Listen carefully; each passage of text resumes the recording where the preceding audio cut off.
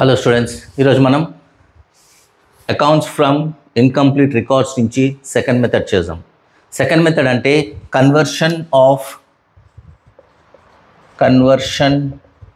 Of single entry system into double entry system. So single entry సిస్టంలో మనం cash account చేస్తాం, that is cash book. Then sundry debtors account చేస్తాం, then sundry creditors account చేస్తాం, then bills receivable account and bills payable account. ఈ 5 accounts మనం single entry సిస్టంలో చేస్తాం. So ఈ 5 అకౌంట్స్ మొత్తం ఇయర్ అంతా చేసిన తర్వాత trading P&L account, balance sheet, that is converting into double entry system. So double entry సిస్టంలో ఫస్ట్ ఇవన్నీ చేసిన తర్వాత we will convert into trading account, P&L account and balance sheet. ఇవన్నీ కలిపి చేయాలి సమ్లో, ఈ మెథడ్లో. సో ఇది కొంచెం పెద్ద some, important some. Datas account, creditors account is important. ఎలా చేయాలన్నది ఇందులో తెలుస్తుంది మనకి. సో దాని ఫార్మాట్ చూసాం. So datas account is a asset starts from debit side, so to balance brought down. So opening balance of debtors will start from debit side, and whenever you sell goods on credit to debtors, our debtor balances keeps on increases. So to increase the account, it will be debited. So credit sale, so whenever you are selling goods on credit, your debtors value increases, so it comes in the debit side. And ఇక్కడ మనం debtor అంటే ఏదో 1 month credit, 2 months credit ఇస్తాం, కానీ years అయితే ఇవ్వము. So 1 month అంటే 1 month తర్వాత మనకి క్రెడిట్ సేల్ ఏదైతే చేసామో అక్కడి నుంచి క్యాష్ వచ్చేస్తుంది మనకి. సో క్యాష్ వచ్చినప్పుడు డెటార్ అమౌంట్ డిక్రీజ్ అవుతుంది. సో డెటార్ అమౌంట్ డిక్రీజ్ చేయాలంటే దాన్ని క్రెడిట్ చేయాలి. So by cash or bank, that is cash received.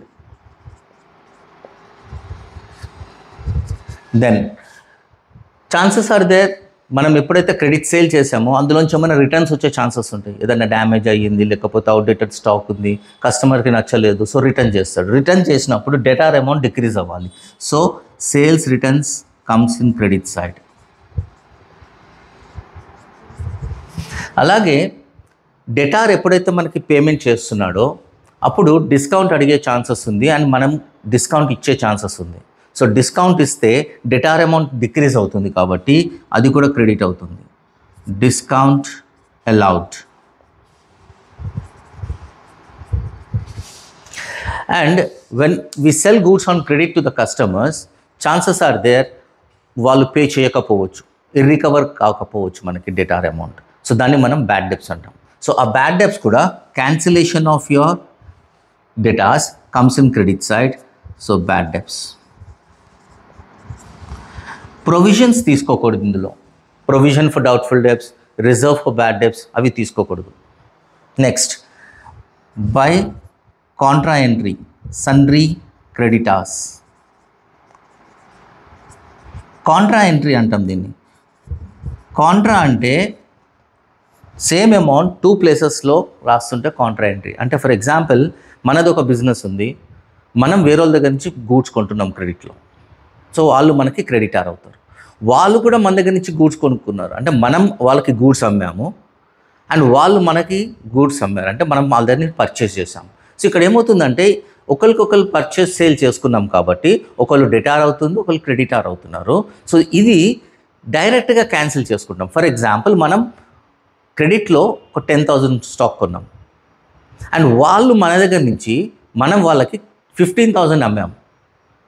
So మనం 15,000 మనకి రావాలి, అండ్ మనము 10,000 పే చేయాలి. సో ఆ రెండు క్యాన్సిల్ చేస్తే 10,000 కామన్గా క్యాన్సిల్ చేసి 5,000 will be the balance which we need to receive from them. So దీన్ని క్యాన్సిలేషన్ అంటాం.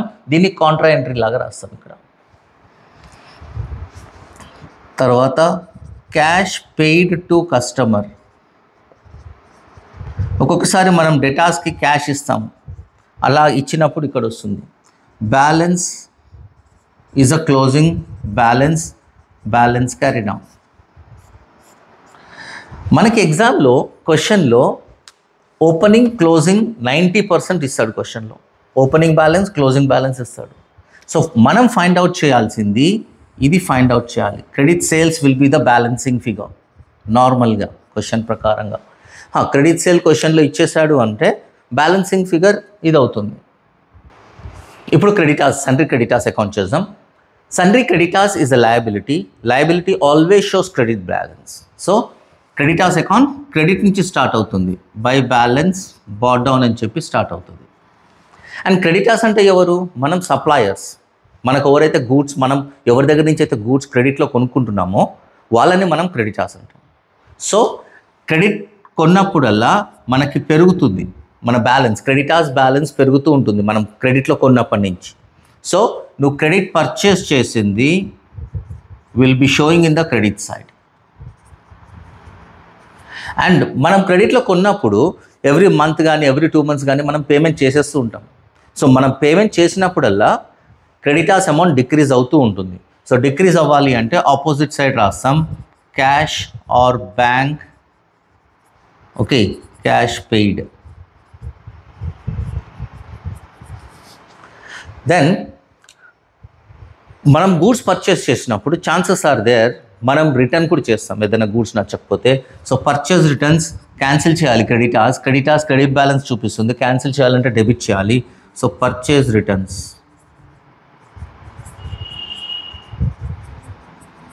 అలాగే మనం పే చేసేటప్పుడు డిస్కౌంట్ అడుగుతాం.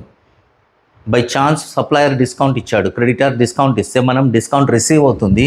So this amount will decrease. So discount received ఇక్కడ వస్తుంది, క్యాన్సిలేషన్.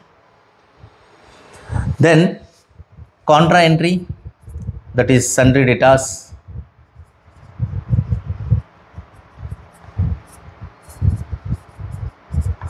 ఇది contra entry, sundry debtors. Okay, then to balance carry down 90%, 99% closing balance ఇచ్చేస్తాడు, ఓపెనింగ్ క్లోజింగ్ ఇచ్చేస్తాడు. బ్యాలెన్సింగ్ ఫిగర్ ఇది అవుతుంది యాక్చువల్గా.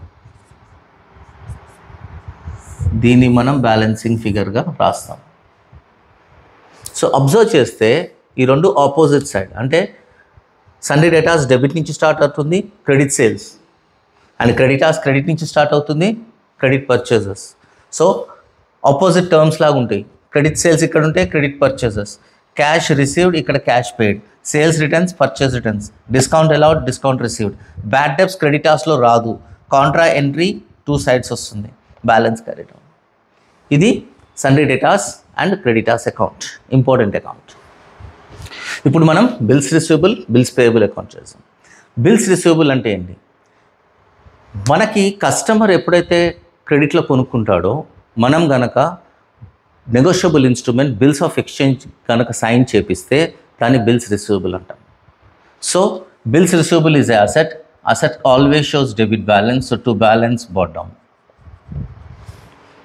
అండ్ మనం ఎప్పుడైతే బిల్స్ యాక్సెప్ట్ చేస్తామో, కస్టమర్ యాక్సెప్ట్ చేస్తాడో మనకి బిల్స్ వస్తూ ఉంటాయి, సో డెబిట్ అవుతుంది. అండ్ ఈ బిల్స్ రిసీవబుల్ ఎప్పుడైతే హానర్ అవుతుందో క్రెడిట్ సైడ్ వస్తుంది cash or bank. This is bill honoured. Bill dishonour కూడా అవుతుంది, ఒక్కొక్కసారి బిల్స్ డిజానర్ అవుతుంది. సో బిల్స్ డిజానర్ అయితే సన్రీ డేటాస్ అని రాస్తాం. ఇది bill డిస్హానర్డ్. Balancing figure of this is balance carried on. Alage bills payable account starts from credit side because bills payable is a liability. Liabilities eppudu credit nunchi start avutayi. And ఎప్పుడైతే మనము bill accept చేస్తామో అది bills payable. So మనం bills accept చేస్తే అది సన్రీ క్రెడిటార్స్కి ఇస్తాం మనం. So cash or bank. ఈ బిల్ అమౌంట్ ఎప్పుడైతే మనం పే చేస్తూ ఉంటామో that is bills paid, debit అవుతుంది. బిల్ డిజానర్ అయితే మళ్ళీ క్రెడిటార్స్ అని రాస్తాం. Bill dishonored, then to balance carry down.